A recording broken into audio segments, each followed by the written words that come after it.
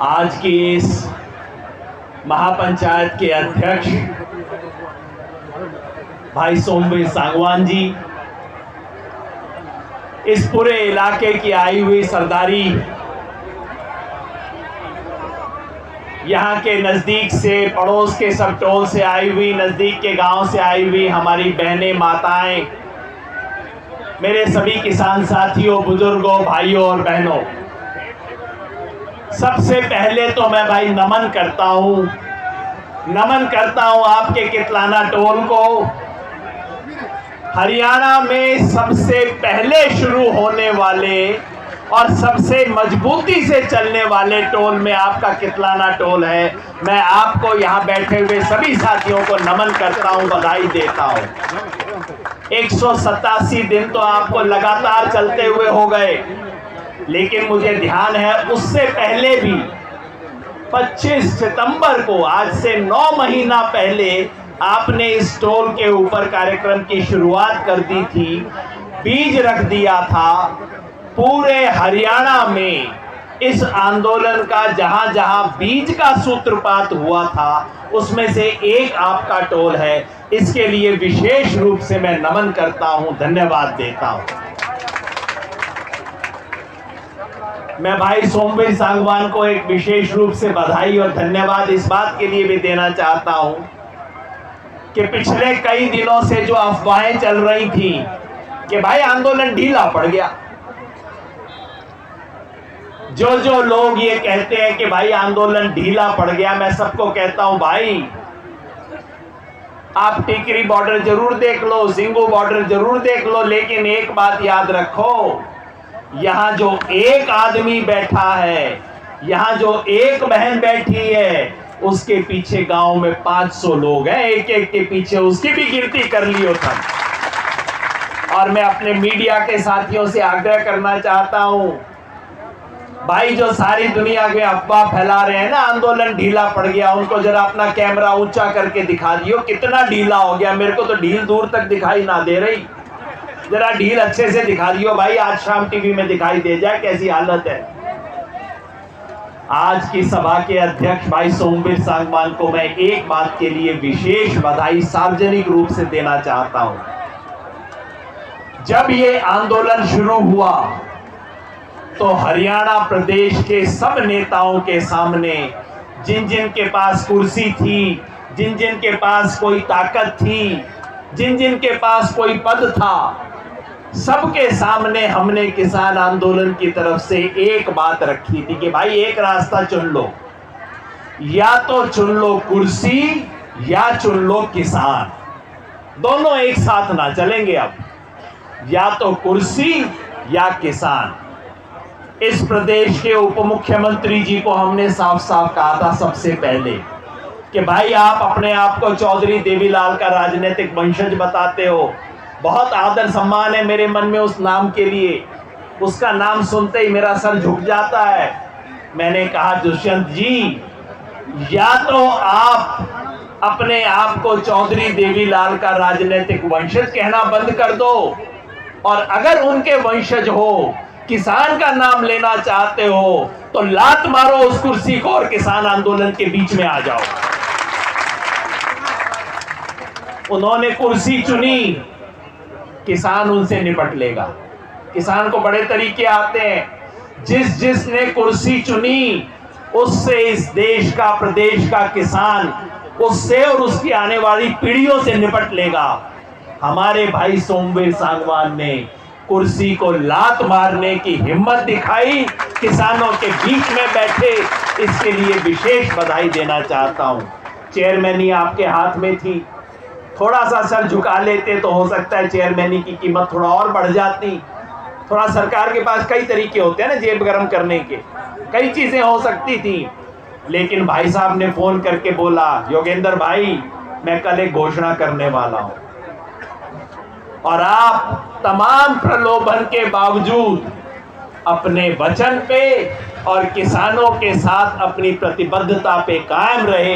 इसके लिए विशेष रूप से बधाई सोमवीर सांगवान जी को देनी चाहिए।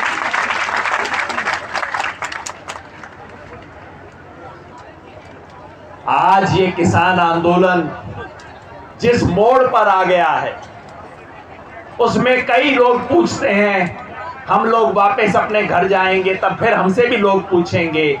हर गांव में, हर चौपाल में, हर ताश की मंडली में बैठ के चर्चा होती है। लोग क्या पूछते हैं, भाई 7 महीने हो गए, अभी तक तो 3 कानून ना हटे। ये मोदी बड़ा कड़ा है, बड़ा अड़ियल है, ये ना मानेगा। आपका किसान आंदोलन सफल होगा कि नहीं होगा, ये बात हर गांव में होती है। मैं एक जवाब साफ दे देना चाहता हूं और मुझे उम्मीद है कि आप सब भी अपने अपने गांव जाओगे, इसकी बात करोगे कि भाई सवाल ये नहीं है कि ये आंदोलन सफल होगा कि नहीं, ये आंदोलन तो सफल हो लिया। इस आंदोलन की 3 ऐसी बड़ी ऐतिहासिक सफलता हैं जो पिछले 70 साल में कभी हासिल ना हुई। बुजुर्ग यहां बैठे हैं, बताएंगे। पहली बार, इस आंदोलन ने किसान का खोया हुआ आत्मसम्मान उसे वापस दिलवाया। सच्ची बात है भाई, घर में कोई रिश्ता करने आ जाए तो लोग ये नहीं बोलते थे कि लड़के का बाप किसान है, कहते थे जी इसका चाचा कांस्टेबल लगा हुआ है, क्योंकि किसान बोलते हुए शर्म आती थी। और आज उसी किसान का बच्चा अपनी टी शर्ट पहन के घूमता है, I love farmer, no farmer no food no future. किसान नहीं रहेगा, अनाज नहीं रहेगा, इस देश का भविष्य नहीं बचेगा। आज हमारे बच्चों में सर उठा के बोलने की हिम्मत आ गई है कि पापा जी किसानी करते हैं, खेती करते हैं। जो समाज अपना आत्मसम्मान हासिल कर लेगा वो आगे बहुत चीजें अपने आप हासिल कर लेगा, पहली बात। दूसरा, इस आंदोलन ने किसान को उसकी राजनीतिक ताकत का एहसास करवाया। ये हमारे किसान की हालत भी हनुमान जी जैसी है। हनुमान जी का क्या मामला था? हनुमान जी में ताकत असीम है, पहाड़ उठा सकते हैं, पवन पुत्र हैं, जा सकते हैं, लेकिन खुद हनुमान जी को पता ना था कि उनकी ताकत कितनी है। यही मामला किसान का, ताकत तो खूब है लेकिन किसान को खुद ना पता कि उसकी ताकत कितनी है। इस आंदोलन ने किसान को उसकी ताकत का एहसास करवाया। सारे नेता लोग जो किसान को पांव की जूती समझते थे, अपने पैर की धूल समझते थे, उन्हें इस आंदोलन ने बताया कि ये तुम्हारे को धूल चटवा देगा, ये किसान तुम्हारे पांव की धूल ना है। और इस देश के सारे नेताओं को, चाहे नरेंद्र मोदी हो, चाहे हो खट्टर, चाहे हो अमरिंदर सिंह, चाहे हो अशोक गहलोत, सबको एक बात समझ आ गई है, भाई किसान से आगे से पंगा नहीं लेना। समझ तो आ गई है मोदी को, हिम्मत अभी ना है बोलने की। किसान से छेड़खानी ना करनी, किसान से पंगा आगे से कभी नहीं लेना, ये नेताओं को समझ आ गया है। आगे से अगर कोई भी अगले प्रधानमंत्री को, इसका तो नंबर दोबारा आएगा ना, अगले प्रधानमंत्री के पास अगर कोई ऐसे कानून लेके जाएगा तो वो हाथ जोड़ लेगा, भाई तुझे याद ना मोदी का क्या हुआ था, किसान से पंगा ना लेना भाई, और कुछ करवा ले मेरे से। ये समझ आ गई है। और तीसरी बात, इस आंदोलन ने किसानों में जो एकता पैदा की है वो आज तक पिछले 70 साल में इस देश ने नहीं देखी। अब तक क्या था, किसान नारा लगाने के लिए हाथ भी ऊपर करता था तो उसकी 5 उंगलियां 5 दिशा में, एक भाई मेरा धर्म हिंदू मुसलमान, एक मेरी जाति, फिर तीसरा मेरा गोत्र, फिर मेरी पार्टी का झंडा और फिर मेरी किसान यूनियन का झंडा। इस किसान आंदोलन ने किसानों को समझाया कि 5 उंगलियां बंद करके अपनी मुट्ठी बांधना इस आंदोलन ने सिखाया है। इस आंदोलन ने सिखाया किसानी मेरा धर्म और किसान मेरी जाति, ये कहना सिखाया इस आंदोलन ने। तो मुट्ठी बंद करके बोलेंगे सब लोग, किसान एकता जिंदाबाद, किसान एकता जिंदाबाद। फिर लोग कहते हैं जी वो सारी बात तो ठीक है, लेकिन 3 कानून तो अभी ना गए। मैं कहता हूं भाई, ये 3 कानून तो मर लिए। ना ये सरकार की हिम्मत होवे, ना आने वाली किसी सरकार की हिम्मत होगी कि इस कानून को लागू कर दे। तो फिर पत्रकार बोले भाई साहब अगर मर ही गए तो आप क्यों फिर आंदोलन क्यों चला रहे हो? मैंने कहा भाई ये कानून तो मर लिए, लेकिन डेथ सर्टिफिकेट अभी ना मिला हमारे कि भाई डेथ सर्टिफिकेट लेके जाएंगे, मृत्यु प्रमाण पत्र मिलेगा। अब दिक्कत ये है कि इस देश के प्रधानमंत्री को मृत्यु प्रमाण पत्र के हस्ताक्षर ना करने की आदत है कि भाई और कुछ हो जाएगा, ये मेरे से ना कहलवाओ। सरकार के फोन आते हैं बड़े बड़े लोगों के, भाई और कुछ भी कर लो, तुम कानून रद्द ना करवाओ और कुछ भी करवा लो और जान छोड़ो मेरे भाई। हम के भाई मर गए कानून तो कहते हैं प्रधानमंत्री की भी कोई इज्जत होती है। मैंने कहा भाई प्रधानमंत्री की इज्जत है तो चीन के बॉर्डर पे जाके हिम्मत दिखाओ ना अपनी। प्रधानमंत्री की हिम्मत वहां देखने की जरूरत है।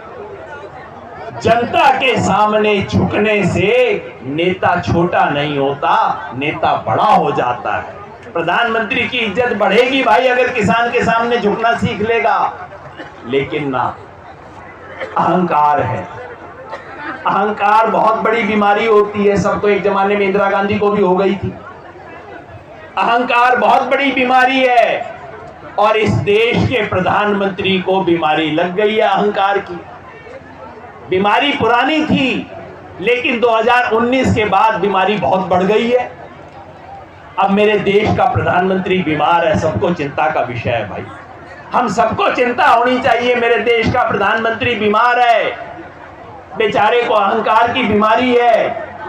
पिछले 7 महीने से किसान आंदोलन दवाई कर रहा है उसकी। 7 महीने हो गए दवाई करते करते हमारे को, अभी बीमारी गई नहीं है।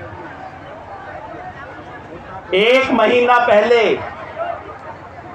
हमने बंगाल में एक इंजेक्शन दिया था इसे। इंजेक्शन का असर तो थोड़ा हुआ, मरीज थोड़ा सा तो ठीक हुआ है, लेकिन बीमारी अभी गई ना है। तो भाई एक और इंजेक्शन देना पड़ेगा, आगे एक और इंजेक्शन देने की तैयारी करनी पड़ेगी। और वो कहां लगाना पड़ेगा? यूपी में। क्योंकि भाई बीमारी का वैक्सीन तो बनाना पड़ेगा ना, और ये लोकतंत्र की बीमारी का वैक्सीन तो जनता ही बनाएगी, कोई डॉक्टर तो ना बनाएगा। जनता वैक्सीन बनाएगी। हाँ जी, तो बस जनता ने उसकी दवाई तैयार करनी है और आगे इस इंजेक्शन को लगा के इस देश के प्रधानमंत्री की बीमारी को ठीक करना। मैं यहाँ पे आप सब साथियों को संयुक्त किसान मोर्चा की समिति की तरफ से विशेष धन्यवाद देना चाहता हूँ। हमारे खापों के जो सरदार यहाँ पे आए हैं, प्रधान जी आए हैं, मुखिया आए हैं, सबको हाथ जोड़ के नमन करना चाहता हूँ। आपके सहयोग से, आपके समर्थन से, आपकी गाइडेंस से ये आंदोलन चल रहा है। और अगर आपका कोई संदेश सुनने में, समझने में हमसे कोई कसर रह गई हो, मैं आपके सामने खड़ा हूँ। आप बताओ, अपने हर 10वें 15वें दिन मिला करेंगे, हमारा संदेश बना रहे, क्योंकि खाप जुड़ी है मतलब समाज जुड़ा हुआ पूरा। और एक बड़ी बात ये है भाई, ये जो बहनें बैठी हैं, आपके लिए विशेष रूप से कहना चाहता हूँ, भाइयों से कोई नाराजगी ना आए, पर एक बहन अगर यहाँ बैठी है तो मुझे 100 लोगों जैसी दिखाई देती। क्योंकि किसी भी आंदोलन में जब तक सिर्फ आदमी होते हैं ना, तो लोग कहते हैं भाई पार्टीबाजी है थोड़ा सा इसमें। जिस आंदोलन में औरत जुड़ गई, समझ लो पूरा समाज जुड़ गया। और जिस आंदोलन के साथ औरतें, इतनी संख्या में हमारी बहनें आई हैं, जिस आंदोलन के साथ महिलाएं जुड़ गईं, बहनें जुड़ गईं, वो आंदोलन कभी नहीं हार सकता, कभी नहीं हार सकता। विजय हमारी निश्चित है। बस टाइम लग रहा है, और जितना टाइम लग रहा है उतना महंगा सौदा प्रधानमंत्री के लिए हो रहा है। दिक्कत हमें भी है, गर्मी है, परेशानी है, अब बारिश का मौसम भी आएगा। हमारे लगभग 600 साथी शहीद हो लिए, लेकिन मोदी जी, किसान ने बहुत झेला है और झेल लेगा, पर ये आपकी बीमारी परमानेंटली ठीक करके इस बार छोड़ेंगे। तो इसके लिए हम सब कमर कस लें, सब तैयारी कर लें, और मिलके सब लोग बोलेंगे कि हम लड़ेंगे और जीतेंगे ना, लड़ेंगे। पीछे से आवाज ना आई, जीतेंगे तो सारे ना, जिसने जीतना है सारे लोग मिलके बोलियो, लड़ेंगे, लड़ेंगे, इंकलाब, इंकलाब, किसान एकता, किसान एकता, भारत माता की, भारत माता की। बहुत बहुत धन्यवाद।